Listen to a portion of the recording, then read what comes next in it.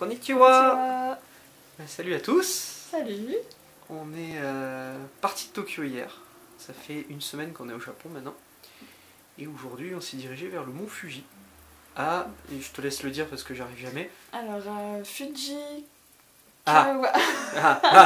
Non, à Fuji Kawaguchiro. Voilà. Guchiko. Voilà ça, Fuji Kawaguchiko. Donc, qui est une ville avec un des 5 grands lacs qui entourent le mont Fuji. Donc, vue imprenable dessus. On a eu énormément de chance parce que d'habitude il est sous les nuages. Et là, on l'a vu intégralement, quasiment intégralement. Tout bien, tout propre. Donc, vraiment sympathique. On a fait un peu de vélo aussi autour du lac. C'était plutôt sympa. Ouais. Avec une vue vraiment sur le mont Fuji, voilà, imprenable quoi. Ouais. Magnifique. Au-dessus de l'eau, tout ça, c'est top. Ouais. Et voilà, donc du coup, une semaine à Tokyo. Une semaine à Tokyo, ville folle. C'est assez impressionnant en fait.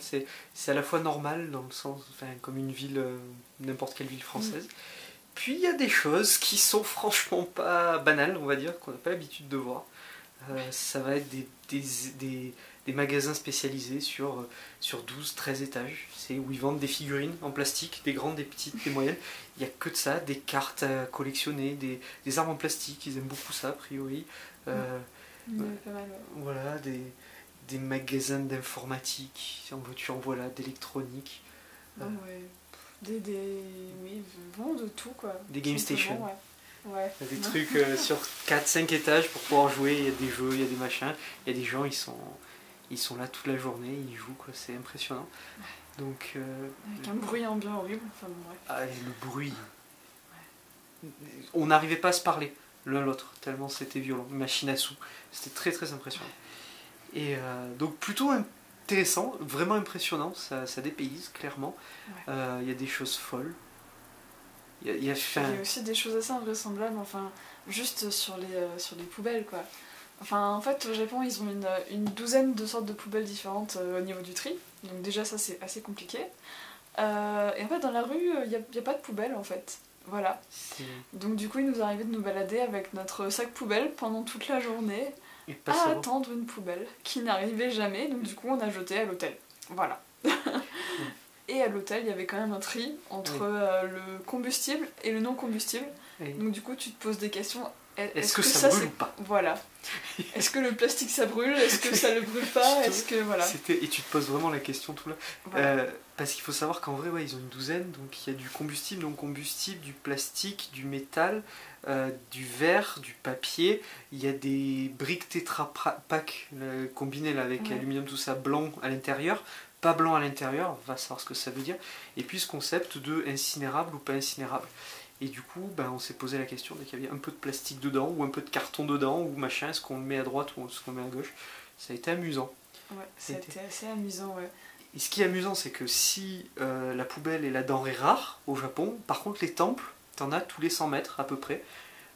C'est très impressionnant. Il y en a plein. Alors des tout petits, il y en a certains qui sont vraiment... Et puis il y en a qui sont majestueux, impressionnants, c'est magnifique. Ça, et pareil, les distributeurs de bouteilles, il y en a un tous les 100 mètres, littéralement. Et très impressionnant. Pas de poubelle. Donc prends ta bouteille.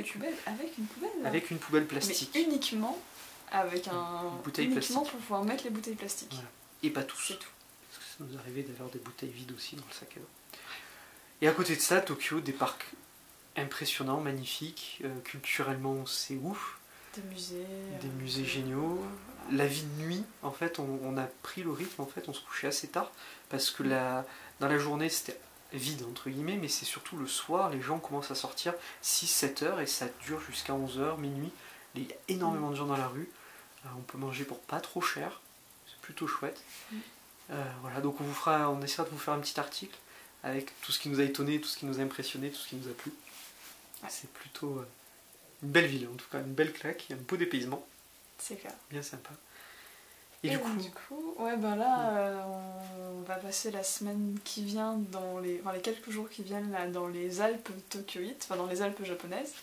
Donc du coup, on va faire quelques villes, on va faire des châteaux, on va peut-être croiser des geishas, on va essayer en tout cas. Voilà. Les geishas, des samouraïs, ça va être chouette. Et en fait, on atterrira la semaine prochaine, donc le week-end prochain à Osaka, puisqu'on s'est rendu compte à nos dépens que Et c'était férié le week-end prochain, samedi, dimanche, lundi. C'est la fête de la santé et du sport. Ouais. Voilà. Et on s'est rendu compte, un peu tard, que à peu près 97% de tous les hôtels du Japon sont déjà réservés. Oui. Et ceux qui restent, ils sont à 150 € la nuit. Ou à Osaka. Ou à Osaka. Donc du coup, Voilà. on a perturbé nos plans et on va aller dormir 3 nuits à Osaka parce que c'est le seul endroit, littéralement le seul endroit qu'on a trouvé où il y avait 3 nuits d'affilée de libre et à moins de 50 € par nuit, quoi. Oui, Donc un prix raisonnable. Donc on ne sait pas pourquoi, on n'a pas compris. Il faut qu'on demande. On a essayé de demander, mais on nous a pas encore répondu. Alors c'est une fête importante au Japon. Mais voilà. Du coup, on a supposé qu'Osaka devait pas être extraordinaire. On verra. on baladera en tout cas. dans une prochaine vidéo. Mais voilà, du coup, on a dû tout changer. On était un peu en stress ces derniers jours, mais tout va bien. Tout va bien. On sait où dormir pour le reste. Donc voilà. On va vous dire au revoir, mais on va vous montrer un petit peu où on est. On a loué ce soir un ryokan, qui est une chambre traditionnelle, avec tatami et futon à se déplier soi-même, du coup. Et on va se quitter là-dessus. A plus. À plus.